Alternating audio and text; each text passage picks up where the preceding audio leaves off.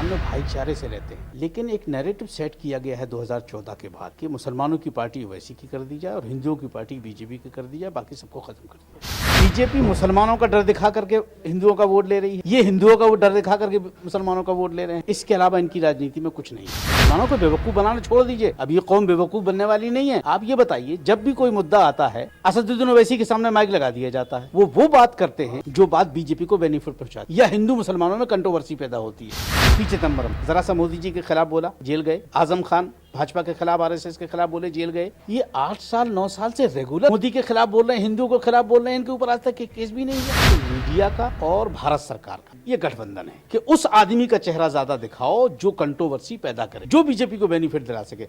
ओवैसी साहब जो भी बोलते हैं उसमें बेनिफिट बीजेपी का होता है। भाई हमें ऐसे लोगों की जरूरत नहीं है इस मुल्क में। हिंदुस्तान का मुसलमान अपने मुल्क का वफादार है, अपने देश का वफादार है, इसे भड़काने की जरूरत नहीं। अगर कांग्रेस है तो मुल्क है। जिस दिन कांग्रेस खत्म हो जाएगी, भारत खत्म हो जाएगा। बिल्किस बानो का केस अभी ताजा है ना। वोट मांगने तो चले गए तुम भिखारी की तरह, कोर्ट में नहीं गए कि जिनको संस्कारी बताया गया वो बाहर क्यों घूम रहे हैं। हम तो ओवैसी साहब से कहेंगे चुनाव लड़ना छोड़िए, पहले बिल्किस बानो को इंसाफ दिलाने के लिए एक दिन कोर्ट में तो खड़े हो जाइए। भाजपा की नफरत की आंधी में आखिरी कील साबित होगी राहुल गांधी की भारत जोड़ो यात्रा। आप क्या समझ रहे हो? नींद हराम कर रखी है मोदी की। भाजपा और आरएसएस की नींद हराम है। गुजरात विधानसभा चुनाव को लेकर जहां लगातार एक के बाद एक निशानेबाजी की जा रही है, सत्ता पक्ष विरोधियों पर और विरोधी सत्ता पर लगातार निशाने साध रहे हैं, वहीं फिर से गुजरात 2002 दंगे का जो जिन है वो भी निकल आया है। अमित शाह के उस बयान के बाद जिसमें कहा गया था कि 2002 के बाद जो गैर सामाजिक तत्व थे उनको सीख सीखी और उसके बाद वो अब बाहर निकलने से घबराते हैं। इस पर बात करने के लिए हमारे साथ मौलाना अंसार रजा साहब इस वक्त मौजूद हैं। बहुचर्चित नाम है, किसी इंट्रोडक्शन की जरूरत नहीं है। मौलाना साहब से जानेंगे। मौलाना साहब, चुनाव आते हैं और ऐसे ऐसे जिन बाहर निकल आते हैं जिनको वापस याद करना भी बहुत गमगीन और बहुत दुखदाई होता है लोगों के लिए, क्या कहेंगे?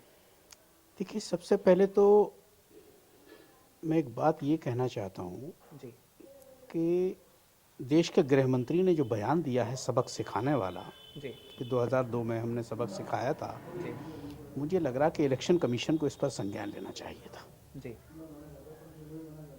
दूसरा, इनको क्लीन चिट किस बात की दी गई थी? जी ये था ना कि लोगों का कोई हाथ नहीं है इसलिए तो क्लीन चिट दी गई थी। जी अब तो वो अपने मुंह से कबूल कर रहे हैं कि हमने सबक सिखाया। तो इसका मतलब है कि दाल में कहीं काला है। इलेक्शन कमीशन को इस बात गौर करना चाहिए, माननीय सुप्रीम कोर्ट को संज्ञान लेना चाहिए। आखिर उनकी हिम्मत कैसे हुई? इसका मतलब है कि इन लोगों का हाथ था उसमें। फिर क्लीन चिट किस बात की?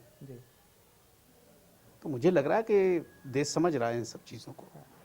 गुजरात चुनाव आ गया है, चुनाव में लगातार चीजें भी आ गई हैं, सांप्रदायिकता भी बखूबी देखी जा रही है। एक पार्टी जिसको मुसलमान होने की पार्टी का दावा करते हैं असदुद्दीन ओवैसी साहब, वो भी वहां पहुंच गए हैं और लगातार जो है बुरी बागडोर संभालते हुए चुनाव प्रचार में लग गए हैं। तो क्या मुसलमानों को जो है वो आज असदुद्दीन ओवैसी की लीडरशिप की जरूरत मौलाना अंसार रजा महसूस कर रहे हैं? देखिए, जहाँ तक ओवैसी का सवाल है, मुझे नहीं लगता कि उन जैसे लोगों की ज़रूरत है इस मुल्क में या उनकी राजनीति की ज़रूरत है। हम हिंदुस्तान में भाईचारे से रहते हैं, लेकिन एक नैरेटिव सेट किया गया है 2014 के बाद कि मुसलमानों की पार्टी ओवैसी की कर दी जाए और हिंदुओं की पार्टी बीजेपी की कर दी जाए, बाकी सबको ख़त्म कर दिया जाए। उस पैटर्न पे बीजेपी भी चल रही है। देखिए, एक सीधा सा खेल समझिए आप। बीजेपी मुसलमानों का डर दिखा करके हिंदुओं का वोट ले रही है, ये हिंदुओं का वो डर दिखा करके मुसलमानों का वोट ले रहे हैं। इसके अलावा इनकी राजनीति में कुछ नहीं है। मुसलमान वो चारा है जिसको दिखा करके भाजपा हिंदुओं का शिकार कर रही है और हिंदू वो चारा है जिसको दिखा करके ओवैसी मुसलमानों का शिकार कर रहे हैं।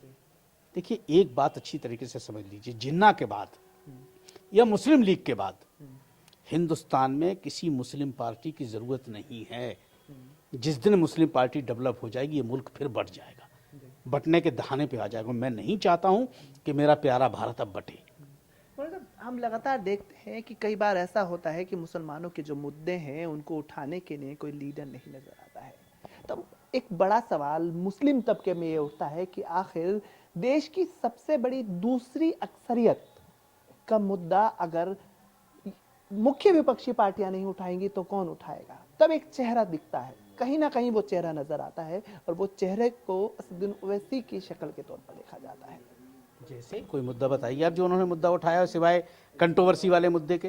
जी ज्ञान व्यापी पे ये बोलेंगे, मथुरा काशी पे ये बोलेंगे, जी ये तबलीगी जमात पे नहीं बोलेंगे, जी ये मुसलमानों के इलाकों में जो दंगे हुए हैं उस पर नहीं बोलेंगे। जी आप एक बात बताइए, आप वकील हैं ना, जी मैं चैलेंज से कहता हूं आपके चैनल के माध्यम से, जी एक केस बताते पूरी लाइफ में ओवैसी ने जो कोर्ट में खड़े होकर के लड़ा हो। जी किस बात के वकील हैं आप? खाली टीवी पे धाराएं बताते रहते हैं। अरे हिम्मत है तो जाकर कोर्ट में खड़े होइए ना। मुसलमानों को बेवकूफ़ बनाना छोड़ दीजिए, अब ये कौम बेवकूफ़ बनने वाली नहीं है। आप ये बताइए, जब भी कोई मुद्दा आता है असदुद्दीन ओवैसी के सामने माइक लगा दिया जाता है, वो बात करते हैं जो बात बीजेपी को बेनिफिट पहुंचाती है या हिंदू मुसलमानों में कंट्रोवर्सी पैदा होती है। जी 3 तलाक का मुद्दा आया, हिजाब का मुद्दा आया, बहुत सारे मुद्दे आए। मैं ओवैसी साहब से पूछना चाहता हूँ कितने बार कोर्ट में गए? आप तो वकील हैं ना, बैरिस्टर तो मैं नहीं मानता उनको, वकील हैं। अब मुझे तो ऐसा लगता है कि नोटरी करने वाला वकील इनसे अच्छा है। कम से कम वो नोटरी करवा तो देता है, ये तो आज तक किसी मुसलमान की नोटरी भी नहीं करवा सके। और एक बात आप मुझे बताइए, हिंदुस्तान में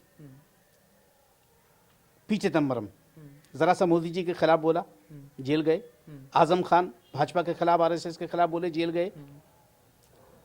ये 8 साल 9 साल से रेगुलर मोदी के खिलाफ बोल रहे हैं, हिंदुओं के खिलाफ बोल रहे हैं, इनके ऊपर आज तक केस भी नहीं हुआ। जेल जाना चाहिए ओवैसी साहब को। जेल नहीं जाना चाहिए। मैं ये कह रहा हूं कि दो तरफ का गेम नहीं होना चाहिए ना भाई। वैसी भी जहर उगल रहे हैं, अगर मुल्क के खिलाफ बोलते हैं वो या हिंदुओं के खिलाफ बोलते हैं तो कार्रवाई उन पर भी होनी चाहिए।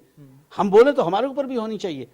खाली आजम खान के खिलाफ ही होगी, इसलिए को मोदी को टारगेट कर रहे हैं वो। दूसरा, आप ये देखिए हिंदुस्तान में क्या खाली ओवैसी मुस्लिम लीडर हैं? मौलाना आज़ाद से लेकर के आज तक सलमान खुर्शीद जैसे दिग्गज लोग लंबी फहरिस्त थे। कोई भी मुद्दा आता है, कोई मीडिया वाला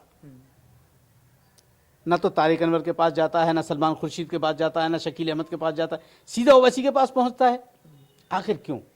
देखिए, मीडिया का और भारत सरकार का ये गठबंधन है कि उस आदमी का चेहरा ज्यादा दिखाओ जो कंट्रोवर्सी पैदा करे, जो बीजेपी को बेनिफिट दिला सके। ओवैसी साहब जो भी बोलते हैं उसमें बेनिफिट बीजेपी का होता है। उसके लिए मीडिया को देखिए, 24 घंटा ओवैसी का आदमी आपको दिखाई देगा। जिस पे नहीं भी कोई मतलब होता है उस पे इनके प्रवक्ता भी वही जहरा करके उगलते हैं। भाई, हमें ऐसे लोगों की जरूरत नहीं है इस मुल्क में। हिंदुस्तान का मुसलमान अपने मुल्क का वफादार है, अपने देश का वफादार है, इसे भड़काने की जरूरत नहीं है। गुजरात के मुसलमानों को मौलाना साहब क्या पैगाम देना चाहेंगे? क्योंकि चुनाव है और एक ऐसी स्थिति का चुनाव है कि 27 साल से लगातार एक ही पार्टी वहाँ सत्ता पर काबिज है। बड़े बड़े विकास के वादे दावे भी वो लगातार पार्टी करते आई और वहीं से जो विकास के दावे और वादे की बात थी उसने उस पार्टी के एक बड़े नेता को केंद्र की सत्ता का बड़ा नेता बना दिया। आप क्या कहेंगे उन तमाम लोगों को जो वोट डालने जा रहे हैं गुजरात में? क्या पैगाम देंगे? या दिल्ली के एमसीडी चुनाव में भी अगर हम बात करें? देखिए, मैं एक बात बताऊं, अब मुद्दों पे तो चुनाव होते नहीं जी ये सब कहने की चीजें। जी कल देखिए प्रधानमंत्री साहब ने क्या बोला, वो सीधे आतंकवाद पे आ गए। भाई, अगर 27 साल आपने विकास किया है गुजरात में, तब तो आपको तो दिल्ली में रहना चाहिए ना।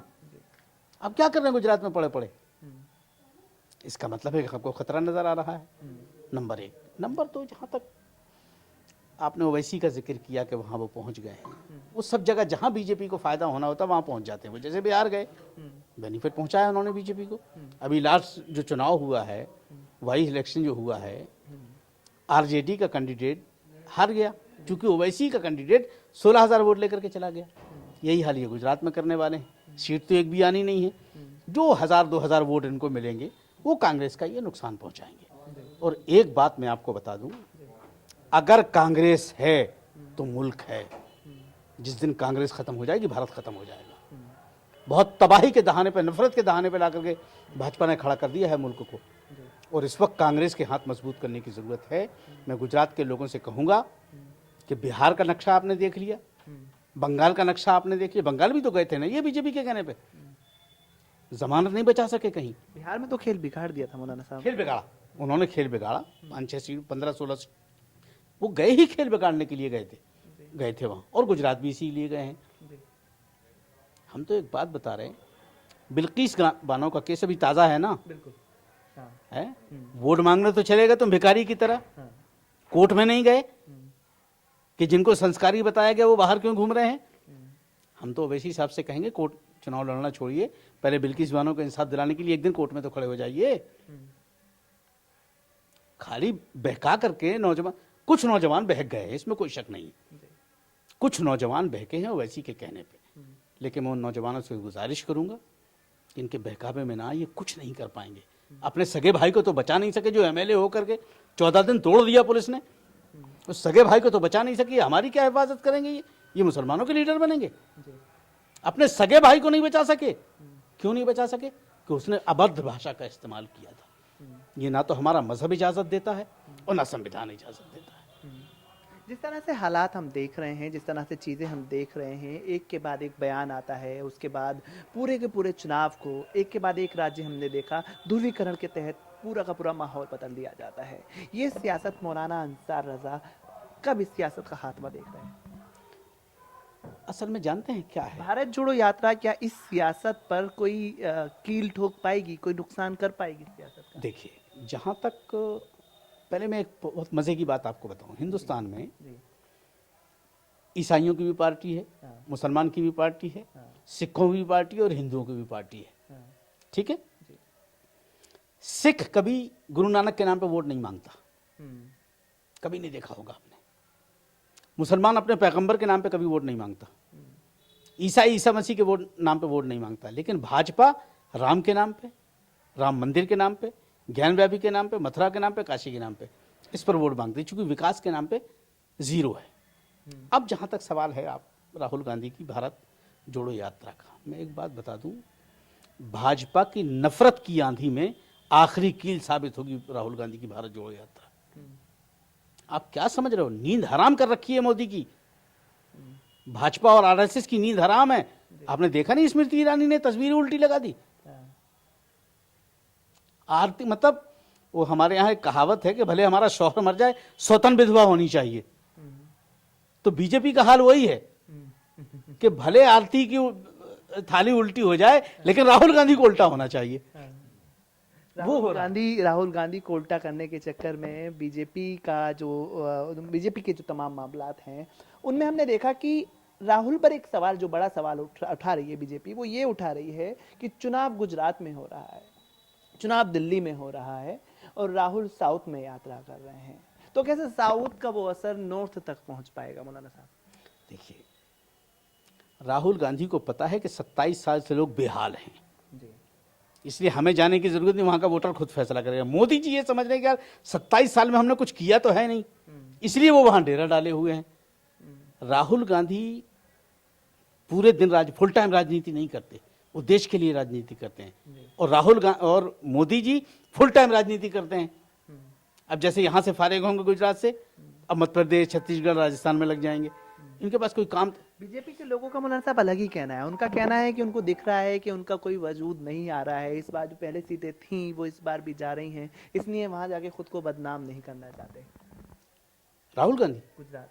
जी देखिए, ये तो 8 तारीख को पता चलेगा, जी, नाई के बाल सामने आ जाएंगे, हाँ, जो कटेंगे वो सामने गिरेंगे ना। हाँ, गुजरात की जनता बदलाव चाह रही है। अरविंद केजरीवाल ने बड़ा तूफान मचाया था शुरू में, जी, बैकफुट पे आ गए, जी, उन्होंने समझ लिया कि यहाँ कुछ हासिल होने वाला नहीं है। मोदी जी को मजबूर होकर के ये कहना पड़ा, मोदी जी को मजबूर होकर ये कहना पड़ा कि कांग्रेस इंटरनली काम कर रही है। इसका मतलब है कि मोदी जी को ये खतरा है कि सरकार बनने वाली है कांग्रेस की। वहाँ बड़ी बड़ी भीड़ आ रही है केजरीवाल की जो सभाओं में, आप कह रहे हैं कि उनका तो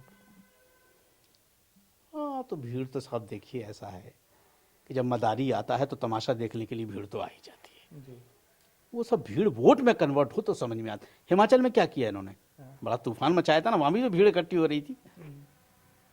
देखिए, केजरीवाल को बीजेपी ने इसलिए लगाया है कि जहां बीजेपी कामयाब नहीं हो पा रही है वहां केजरीवाल को लगा दो। जैसे पंजाब में किया कि पंजाब में बीजेपी कामयाब नहीं हो रही थी तो उन्होंने फ्री का शोषण छोड़ दिया।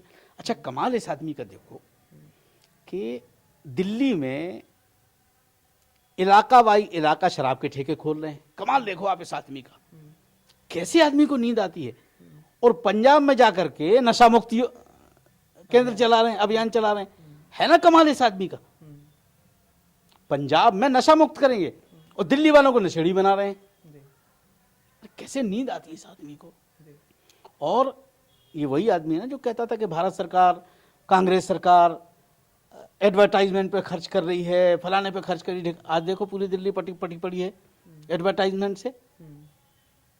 मैंने एक सवाल किया था, केजरीवाल जी मिल गए थे मुझे एक चैनल पे, आज भी नेट पे पड़ा हुआ है, एबीपी का चैनल था। तो मैंने उनसे कहा कि आपने तो कसम खाई थी कि मैं अपने बच्चों की कसम खाता हूँ, ना कांग्रेस से समर्थन लूंगा ना दूंगा, फिर आपने सरकार बना ली।